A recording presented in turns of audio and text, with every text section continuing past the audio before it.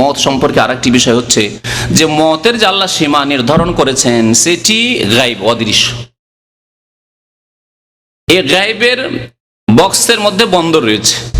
আমার বয়স কত, আমার আর কতদিন সময় থেকে গেছে, আপনাদের বয়স কত, আর কার কতটা সময় থেকে গেছে, পৃথিবীতে আর কতদিন থাকবেন, আর কতদিন ছিল টোটাল সময়। এটি হচ্ছে এমন এক গায়েব যা বন্ধ রয়েছে, আপনি দেখতে পান না।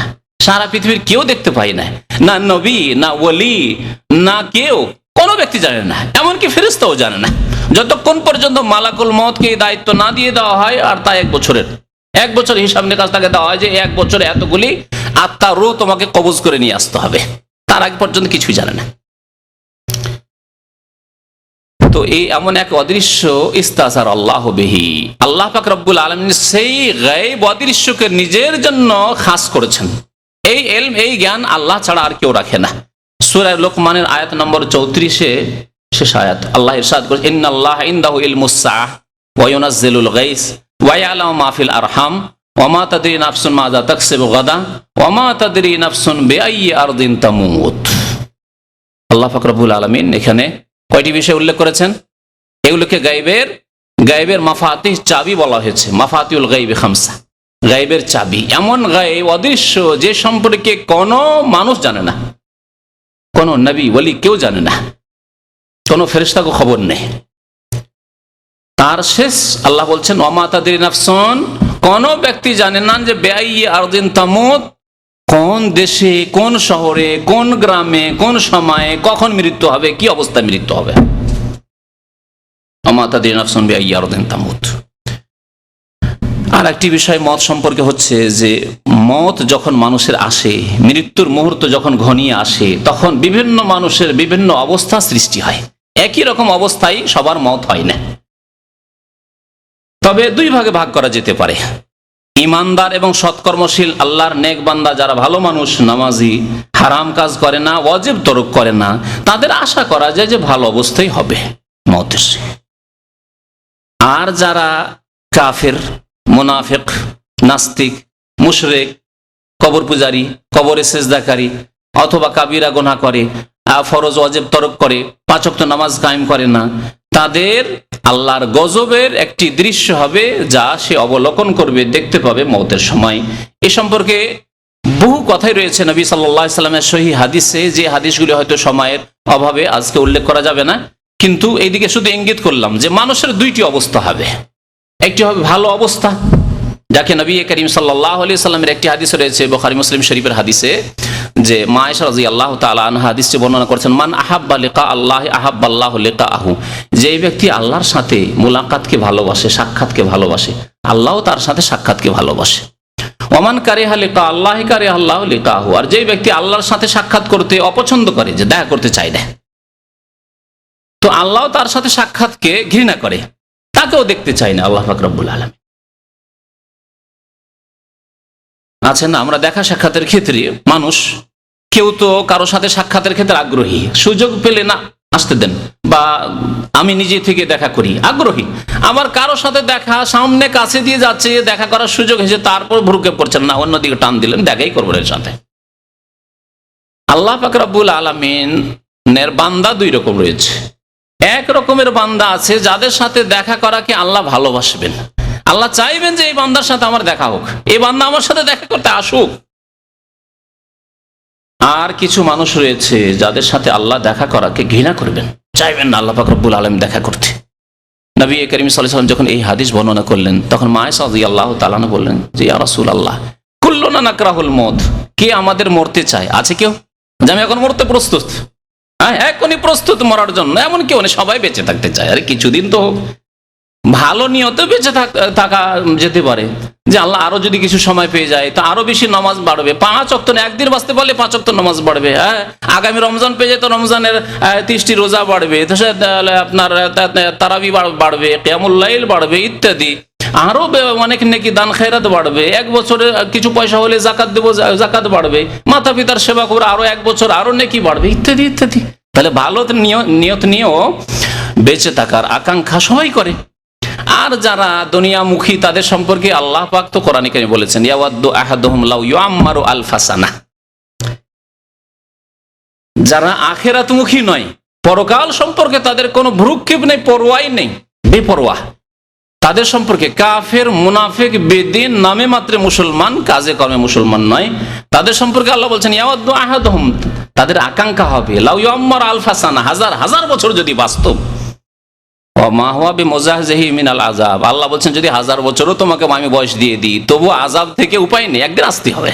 এই একদিন সোজা ইউ টার্ন করে কোন দিকে যাবে? তো দুনিয়ামুখী। কত দূর যাবে তুমি? কত দূর? 1000 2000 বছর বাঁচবে?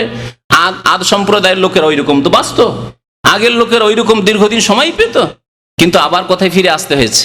মিনহা খালাকনাকুম ওয়া ফিহা নুঈদুকুম, আমি মাটি থেকে সৃষ্টি করেছি, আবার মাটিতেই তোমাদেরকে ফিরিয়ে দেবো, আবার কবরে আসতে হবে। অমিনহা নুখরিজুকুম, এই মাটি থেকে, কবর থেকে তোমাকে উদ্গত করবো, আবার বের করবো, তারাতান উখরা, পুনরায়। আর কিয়ামতে বিচার দিবসে হাজির হইতে হবে, জবাবদিহি করতে হবে। তো জিজ্ঞাসা করলেন মা আয়েশা রাদিয়াল্লাহু তাআলা আনহা, আমরা সবাই মত থেকে বাঁচতে চাই, কে ইচ্ছে করে মরতে চায়? যখন মরতে চায় না তার মানে আল্লাহর সাথে সাক্ষাৎ করতে চায় না, তাহলে আমরা যে মরতে চাই না, তাহলে আল্লাহ কি আমাদেরকে ঘৃণা করেন? প্রশ্ন, সংশয়।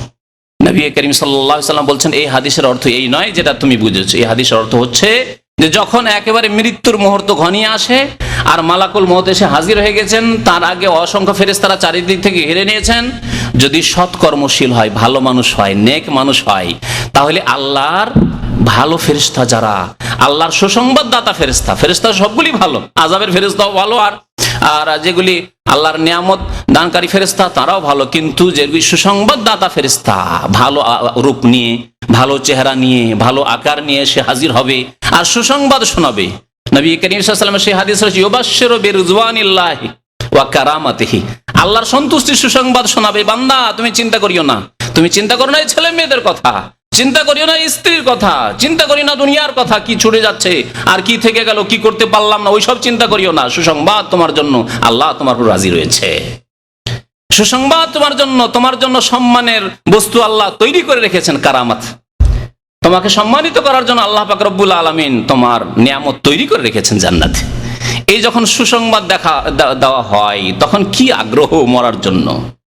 ফেরেশতাদেরকে দেখে ফেলে আর ফিরতে তো পারবেন না, কিন্তু তখন আগ্রহ যে তাড়াতাড়ি যায়, যত তাড়াতাড়ি যেতে পারবো, আখিরাতের দিকে পাড়ি দিতে পারবো, মতের ওপারে চলে যেতে পারবো, ততই সুখ আর সুখ। এই সময় আল্লাহর সাথে সাক্ষাতে অত্যন্ত আগ্রহী হয়ে যায় একজন নেক মুমিন বান্দা। নবী করিম সাল্লাল্লাহু আলাইহি ওয়াসাল্লাম আয়েশা রাদিয়াল্লাহু তাআলা আনহাকে এইভাবে বোঝালেন কথাটি। পক্ষান্তরে একজন পাপী, কাফের, মুনাফিক, মুশরিক, গুনাহগার, বেনামাজি, পাপিষ্ঠ, যারা কাবিরা গুনাহ করেছে এবং তওবা করে সংশোধন করেনি, এই অবস্থায় রয়েছে।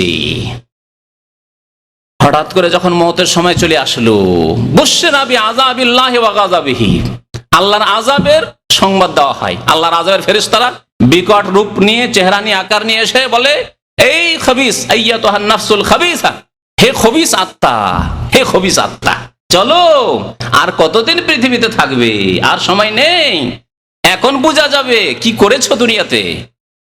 এই যখন ধমক দিতে থাকবে,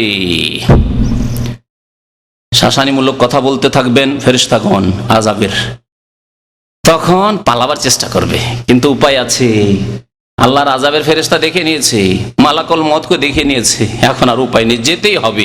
কিন্তু চাইবে না যেতে, গেলেই মরণের ওপারে গেলেই তো আযাব শুরু হবে, কবর থেকে যে আযাব শুরু হবে, আল্লাহ এই আযাব তার শেষ হওয়ার নয়। আর তো নামাজ পড়ার সুযোগ নেই, আর তওবা করার সুযোগ নেই। এই মুহূর্ত সম্পর্কে নবী করিম সাল্লাল্লাহু আলাইহি ওয়াসাল্লাম বলছেন যে ইউকবালু তাওবাতুল আবদে মা লাম ইউগারগির, বান্দার তওবা অতক্ষণ পর্যন্ত কবুল হবে যতক্ষণ পর্যন্ত এই মৃত্যুর অবস্থাকে অবলোকন না করে নিয়েছে। গারগারা, মওতের গারগারা এসে যাওয়া, মানে মওতের ফেরেশতাদেরকে দেখে নেওয়া, তারপরে তওবা করবে, কিন্তু আর তওবার সুযোগ নেই। বলবে রব্বির জীবন আল্লাহ ফিরিয়ে দাও, কিন্তু আল্লাহ ফিরাবেন না। লাআল্লি আমালু সালিহান, আল্লাহ কিছু ভালো আমল করে আসবো, আল্লাহ বেশি কিছু করতে পারিনি, আল্লাহ সামান্য কিছু করেছি, কিন্তু গুনার পাহাড় বেশি রয়েছে, আল্লাহ তুমি মাফ করে দাও। আযাবে ফেরেশতাদেরকে অনুরোধ করা শুরু করবে, কিন্তু আল্লাহ পাক রব্বুল আলামিন যেমন বলেছেন লা ইস্তাখিরুনা সাআতান ওয়া লা ইস্তাকদিমুন, এক মুহূর্ত বিলম্ব হবে না আর এক মুহূর্ত আগেও মওত আসবে না। তো এই সময় পছন্দ করবে না যে তার মওত হোক। নবী করিম সাল্লাল্লাহু আলাইহি ওয়াসাল্লাম বলছেন এই সময় আল্লাহ ঘৃণা করে যে এই খবিস বান্দা যাতে করে আমার সামনে না আসে, এই খবিস বান্দা যাতে করে আমার রহমত যেহেতু পাওয়ার হকদার নয়, অধিকারী নয়, সুতরাং সামনে না আসে। আল্লাহ তাকে ঘৃণা করে এবং তার সাথে সাক্ষাৎকে ঘৃণা করে। তো মওতের সময় বিভিন্ন অবস্থা হবে, তার মধ্যে একটি অবস্থার দিকে ইঙ্গিত করলাম যে সেটি হচ্ছে যে ফিরতে চাইবেন। এ সম্পর্কে একাধিক আয়াত কোরআন কারীমে রয়েছে, ফিরতে চাইবে যে আল্লাহ ফিরিয়ে দাও, আল্লাহ ফিরিয়ে দাও। আল্লাহ বলবেন কাল্লা ইন্নাহা কালিমাতুন হুয়া কাইলুহা ওয়া মিন ওয়ারাইহিম বারযাখুন ইলা ইয়াউমি ইউবআসুন। কখনো হবে না।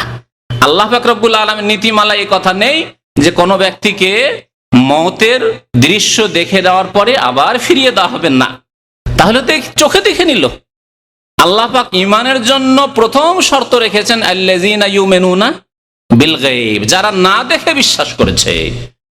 আযাবের ফেরেশতাকে দেখোনি, নেয়ামতের ফেরেশতাকে দেখোনি, কবরের অবস্থা দেখোনি, ওহী কেমন করে নাযিল হয়েছে দেখোনি, জিবরাইল কেমন ভাবে নবী সাল্লাল্লাহু আলাইহি ওয়াসাল্লামের কাছে এসেছেন তা তুমি দেখোনি, কোরআনে কারীম কি আসমান থেকে নাযিল হয়েছে, আসমানি সিলেবাস তাও দেখোনি, জান্নাতও দেখোনি, জাহান্নামও দেখোনি, তারপরও বিশ্বাস করতে হবে। আল্লাযীনা ইউমিনুনা বিল গায়ব। যদি বিশ্বাস না করেন, দেখে নিলেন তারপরে বিশ্বাস করেন না, আল্লাহর সুযোগ দেবেন না। এই সময় তওবার দরজা বন্ধ হয়ে যায়, নবী করিম সাল্লাল্লাহু আলাইহি ওয়াসাল্লাম বলেছেন।